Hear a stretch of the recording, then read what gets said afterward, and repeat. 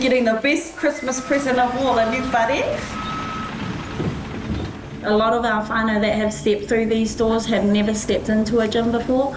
Some of the uncles like to compete with like the younger ones, just to show them that they've still got it in.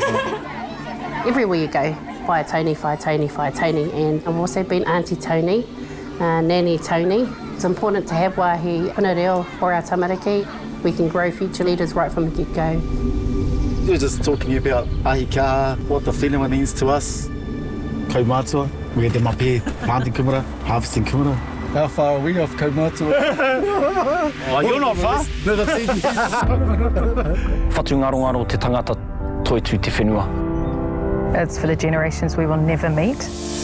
So every investment we make should have a return not just for today, but for tomorrow. Oh yeah, cup of teas go down a treat. Sometimes it's just sitting in the waiting area with them, having the chat. How are you, Auntie? First and foremost, this is our city. You know, we aren't urban Māori, we are Māori in the urban context. We welcomed Governor Hobson in 1840. Our tupuna Apihae Te Kauau gifted 3,000 acres of the CBD that became the first capital of Aotearoa. When I write personally, I do have to see the picture, and I mean, how can you not see this picture? We have stood up against the might of the Crown. Fighting for our land as Ngāti Whātua Ōrākei, it enabled us to become staunch.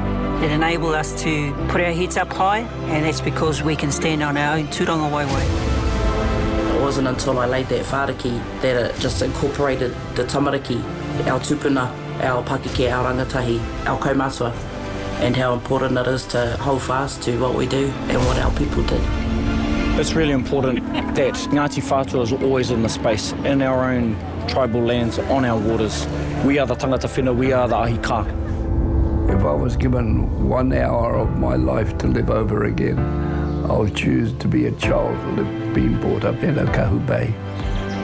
We're up on the hill, but we're starting to rebuild what we had down here. Ahi kāroa, be present when we have these big celebrations within Tāmaki Makaurau. Ahi kāroa is the sweat from your brow going into the work that you do and you love. Ahi kāroa is considering others. So they walk away from this marae feeling, he iwi mana ki tangata a Ngāti Whātua.